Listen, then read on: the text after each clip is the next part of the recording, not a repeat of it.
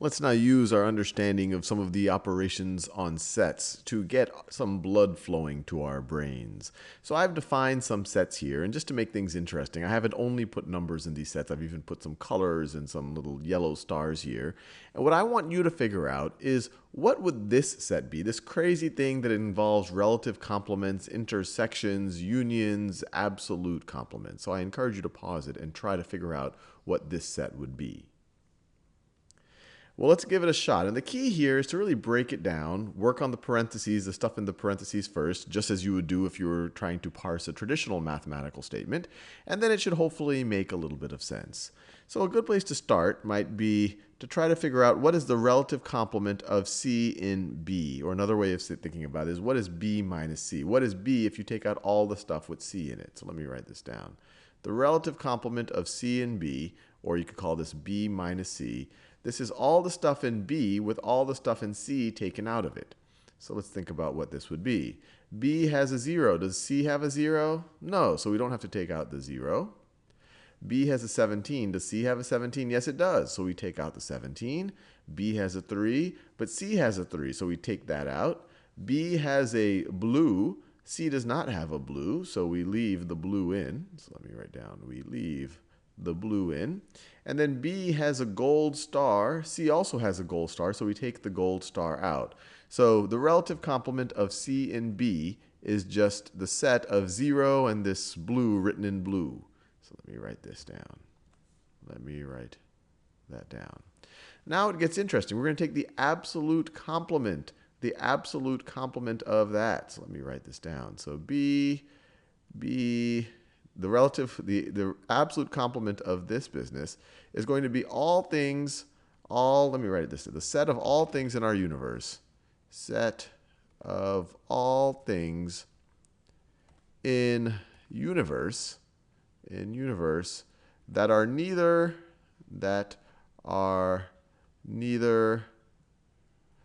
a 0 or and I'll write it in blue, or a blue. That's the only way I can describe it right now. I haven't really defined the universe well. We already see that our universe definitely contains some integers, it contains colors, it contains some stars. So this is all I can really say. This is a set of all things in the universe that are neither a 0 or a blue. So fair enough. So far we figured out all of this stuff. Let me box this off. So that is that right over there. And now we want to find the intersection. We need to find the intersection of A and this business. The intersection of A and that business. Let me write that down. So it's going to be A intersected with B, the relative complement of C and B, and the absolute complement of that. So this is going to be the intersection of the set A and the set of all things in the universe that are neither a 0 or a blue. So it's essentially the things that satisfy both of these. That it has to be in set A, and it has to be in the set of all things in the universe that are neither a 0 or a blue. So let's think about what this is. So the number 3 is in set A, and it's in the set of all things in the universe that are neither a 0 or a blue. So let's throw a 3 in there. The number 7, it's in A, and it's in the set of all things in the universe that are neither a 0 or a blue. So let's put a 7 there. Negative 5 also meets that constraint. A 0 does not meet that constraint. A 0 is in A, but it's not in the set of all things in the universe that are neither a 0 or a blue, because it is a 0. So we're not going to throw a 0 in there. And then a 13 is in A, and it's in the set of all things in the universe that are neither a 0 or a blue. So we could throw a 13 in there.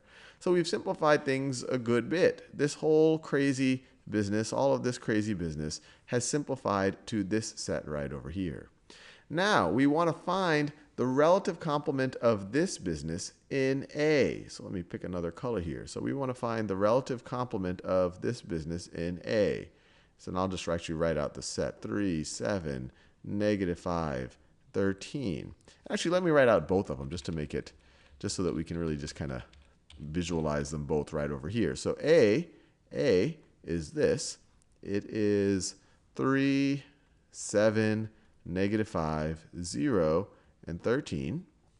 And I could write the relative complement sign. Or actually, let me write relative complement. I was going to write minus.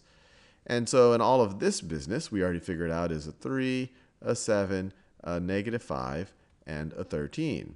So it's essentially start with this set and take out all the stuff that are in this set. So this is going to be equal to, so you see we're going to have to take out a 3 out of this set. We're going to take out a 7. We're going to take out a -5, and we're going to take out a 13. So we're just left with the set that contains a 0. So all of this business right over here has simplified to a set that only contains 0. Now let's think about what B intersect C is.